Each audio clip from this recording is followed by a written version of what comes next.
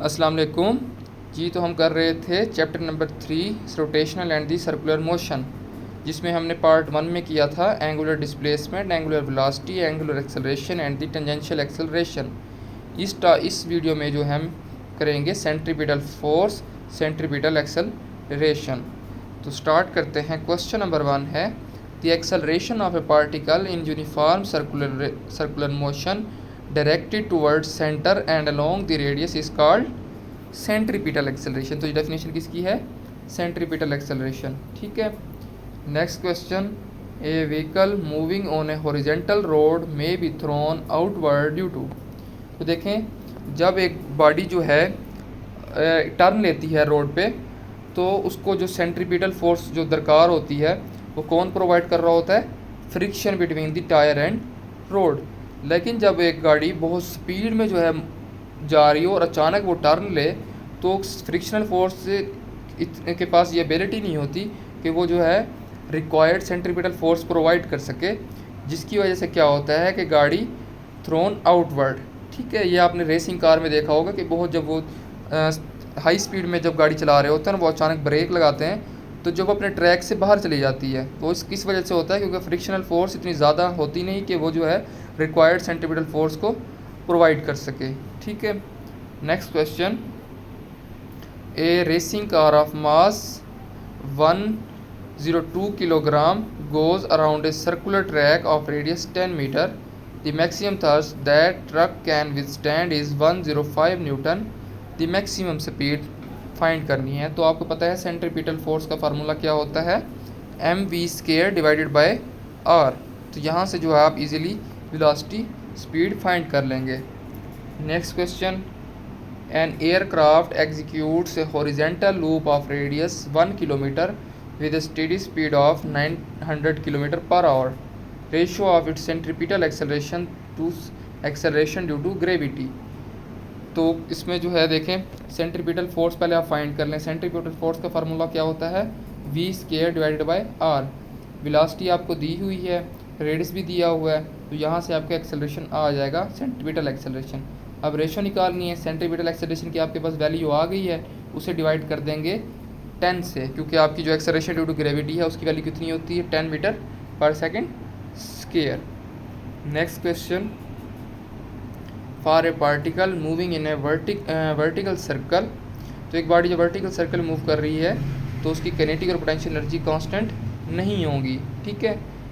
वो क्योंकि velocity change हो रही होती है आपके वर्टिकल सर्कल में, और जो है हाइट भी चेंज हो रही होती है, इसलिए दोनों कांस्टेंट नहीं रहेंगे। Next question, a body of mass 500 gram is revolving in a horizontal circle of radius 0.49 meter. The centripetal force acting on it if the period is 11 second. तो अब देखें, उसने कहा है सेंट्रीपिटल फोर्स मालूम करनी है।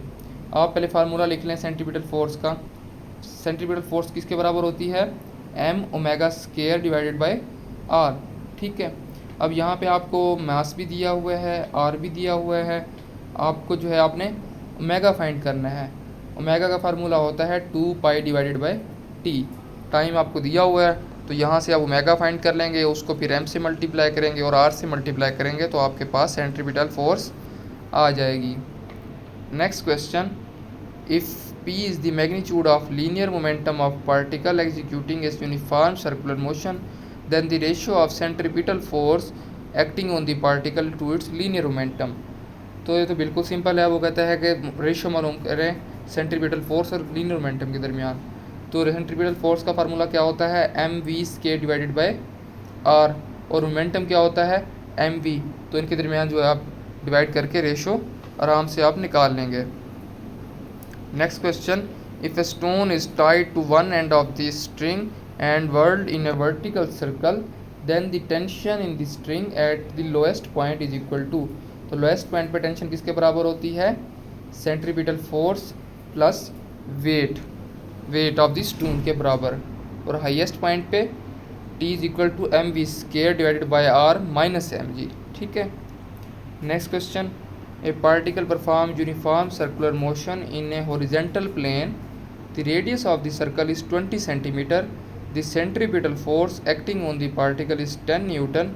The kinetic energy. तो काइनेटिक एनर्जी मालूम करनी है। आपको पता है कि एनर्जी का फार्मूला होता है एफ डी, वर्क के बराबर ले सकते हैं एनर्जी को, तो एफ डी, एफ की जगह आप सेंटर एफ जो है आपको 10 न्यूटन गिवन है, और जो है डी आपने मालूम कर लेना है। रेडियस आपको गिवन है तो डी कितना होगा, तो आपके पास एफ डी है, तो यहाँ से जो है आप इसको ईज़िली फाइंड कर सकते हैं, E is equal to F D. ठीक है, next question, a particle does uniform circular motion in a horizontal plane, the radius of the circle is 20 centimetre, if the centripetal force F is kept constant but the angular velocity is doubled, the new radius of the path। तो आपको पहले centripetal force का formula आना चाहिए जो कि बराबर है m ओमेगा स्क्वायर r। तो अब वो क्वेश्चन में क्या कह रहा है, एंगुलर वेलोसिटी को डबल कर रहे हैं तो रेडियस कितना होगा। अब इस फार्मूले में आप देखें जो एंगुलर वेलोसिटी और रेडियस का क्या है रिलेशन, इनवर्स। ठीक है, अब अगर एंगुलर वेलोसिटी को आप डबल करेंगे, ठीक है, तो रेडियस कितना हो जाएगा, 4 गुना कम हो जाएगा, कुछ स्क्वायर के बराबर है वो। ठीक है, next question, a mass of 5 kg is tied to a string of length 1 metre and is rotated in a vertical circle with uniform speed of 4 metre per second, the tension in the string will be 130 newton when the mass is at. तो देखें, हमने कहा था कि जो tension है वो lowest point पे मैक्सिमम होती है और किसके बराबर होती है, वो M we square divided by R plus M G, और हाईएस्ट पॉइंट पे कितनी होती है, M we square divided by R minus M G. तो पहले आप जो है प्लस एम जी के साथ फाइंड कर लें और फिर माइनस एम जी के साथ। अब प्लस एम जी के साथ हमने T is equal to centripetal force plus weight के साथ हमने जो फाइंड किया आंसर आया 130 न्यूटन। और ये फार्मूला हमें पता है हम कब यूज़ करते हैं, जो लेस्ट पॉइंट या बॉटम के ऊपर टेंशन फाइंड करने के लिए।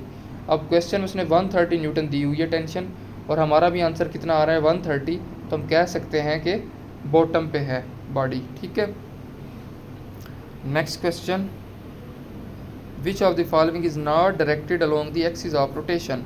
तो हमने कहा था कि एंगुलर डिस्प्लेसमेंट, एंगुलर वेलोसिटी जो है वो आपकी एंगुलर मोमेंटम ये along the axis of rotation होते हैं। सेंट्रीपिटल जो एक्सेलरेशन है वो डायरेक्टेड टुवर्ड्स द सेंटर होती है।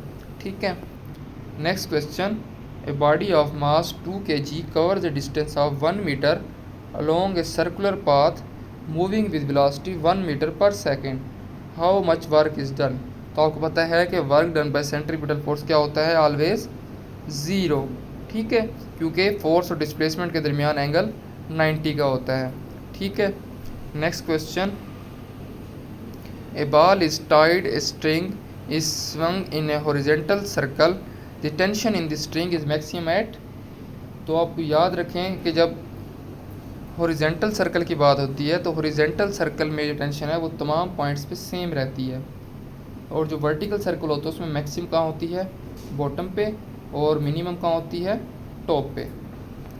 Next question, the velocity of an aeroplane in a vertical loop of 1 kilometre radius at highest point can be find out. ठीक है, तो आप याद रखें कि सर्कुलर मोशन में वर्टिकल सर्कल में हाईएस्ट पॉइंट पे वेलोसिटी क्या होती है, v is equal to g r, under root g r, और लोएस्ट पॉइंट पे कितनी होती है, v is equal to under root 5 ji are. तो उसने चूँकि बात की है हाईएस्ट पॉइंट पे, तो कितनी होगी, v is equal to under root g r. Next question, if kinetic energy of the particle of mass m performing uniform circular motion in a circle of radius r is e, the acceleration of the particle। तो अब देखें, acceleration का formula होता है a is equal to v square divided by r. आपको radius r given है, आपने v मालूम करना है। अब v को कैसे मालूम करेंगे, काइनेटिक एनर्जी के फार्मूले से। Kinetic energy is equal to half m we square, यहाँ से आप v स्केयर की वैल्यू निकाल के उसको पुट कर देंगे एक्सेलरेशन के फार्मूले में, तो आपके पास एक्सेलरेशन आ जाएगा।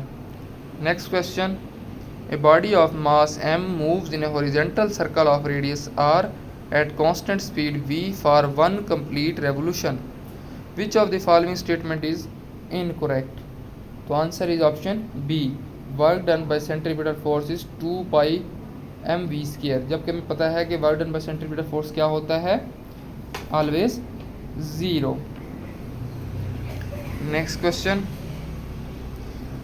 ए rock attach to a string swings in a vertical circle at the highest point. तो हाईएस्ट पॉइंट में option A no force act on the rock, गलत। ओनली वन फोर्स, ये भी रॉन्ग।